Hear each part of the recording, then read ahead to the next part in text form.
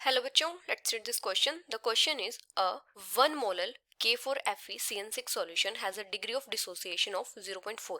Its boiling point is equal to that of another solution which contains 18.1 weight% of a non-electrolytic solute A. The molar mass of A is dash atomic mass unit. Round off to the nearest integer. और हमें water की density कितनी given है? 1 ग्राम पर cubic centimetre. तो यहाँ पे हमारा की कॉन्सेप्ट क्या हो जाएगा? अगर हम बात करें मोलैलिटी की, तो मोलैलिटी क्या होती है? Moles of solute per kilogram of solvent. Moles of solute per kilogram of solvent. Kilograms of solvent.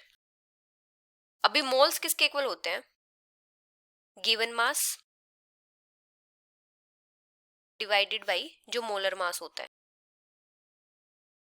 अभी यहाँ पे हमें क्या गिवन है? यहाँ पे हमें 1 मोलर K4FeCN6 सॉल्यूशन गिवन है. 1 मोलर K4FeCN6 सॉल्यूशन. और इसकी जो डिग्री ऑफ डिसोसिएशन है वो कितनी गिवन है? 0.4. मतलब जो अल्फा है वो 0.4 गिवन है.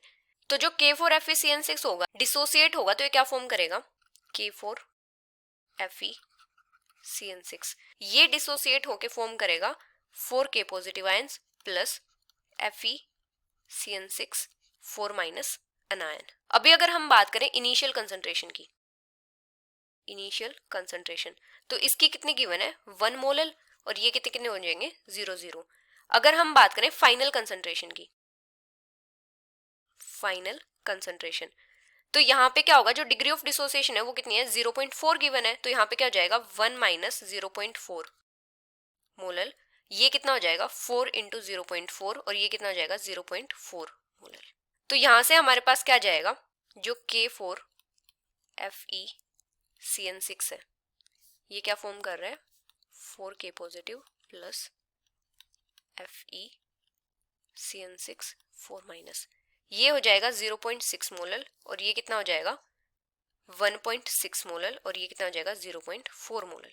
अभी अगर हम बात करें इफेक्टिव मोलैलिटी की, इफेक्टिव मोलैलिटी, तो ये कितनी हो जाएगी? 0.6 प्लस 1.6 प्लस 0.4. मतलब सबको ऐड कर देंगे, कितनी हो जाएगी? 2.6 मोलर. ये क्या हो जाएगी? Effective molality. अभी यहाँ पे क्या बोला है कि दूसरा सॉल्यूशन है जिसमें 18.1 weight% है, एक नॉन इलेक्ट्रोलाइट सोल्यूट है A उसका. और ये जो K4FeCN6 का सॉल्यूशन है और जो दूसरा सॉल्यूशन है, इन दोनों का जो बॉइलिंग पॉइंट है वो इक्वल है. तो सेम बॉइलिंग पॉइंट के लिए जो मोलैलिटी होगी दूसरे सॉल्यूशन की वो भी कितनी हो जाएगी? 2.6 मोलर हो जाएगी for same boiling point. Molality of another solution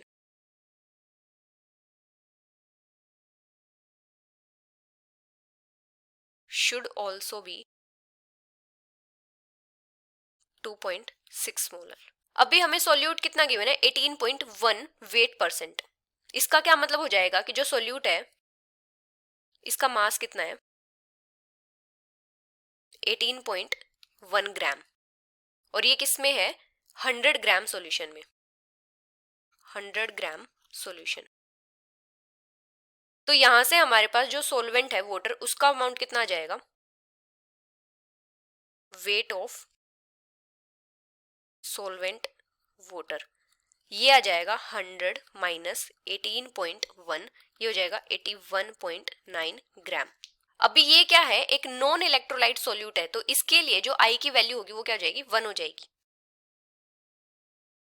non electrolyte solute है A, इसके लिए आई की वैल्यू हो जाएगी 1.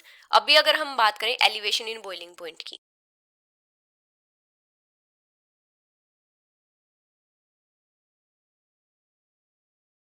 तो वो कितना हो जाएगा? Delta TB equals to i into KB into M. KB यहाँ पे क्या होगा? Proportionality constant. I यहाँ पे क्या होगा? Effective molality. और M यहाँ पे क्या होगा? मोलैलिटी. अभी यहाँ पे क्या दिया है कि दोनों का जो बॉइलिंग पॉइंट है वो सेम है, तो यहाँ पे क्या हो जाएगा? Delta TB of K4FeCN6 equals to delta TB of solute A. ये कितना है? I into KB into m1, ये कितना हो जाएगा I इंटू के बी इंटू m2, ये I1 और ये I2। I1 हमने कितना फाइंड आउट किया है 2.6, kb से kb कैंसिल हो जाएगा। I2 कितना है 1 इंटू m2, इसकी मोलैलिटी m1। अब m1 हमें कितनी गिवन है 1 मोलल है, तो यहां से हमारे पास क्या जाएगा 2.6 इक्वल्स टू m2। तो इसको हम क्या लिख सकते हैं 2.6 इक्वल्स टू, जो सोल्यूट है उसका अमाउंट हमें कितना गिवन है 18.1 divided by molar mass of A, जो हमें फाइंड आउट करना है, molar mass of A into जो सोलवेंट है उसका अमाउंट कितना है 81.9। इसको किलोग्राम में कन्वर्ट करेंगे तो क्या करेंगे 1000 से डिवाइड और 1000 ऊपर चला जाएगा। तो जब हम इसको सोल्व करेंगे तो जो सोल्यूट ए है इसका मोलर मास कितना आ जाएगा, मोलर मास ऑफ ए ये आ जाएगा 85 ग्राम। So the final answer is 85. Hope you understood it well. Best of luck.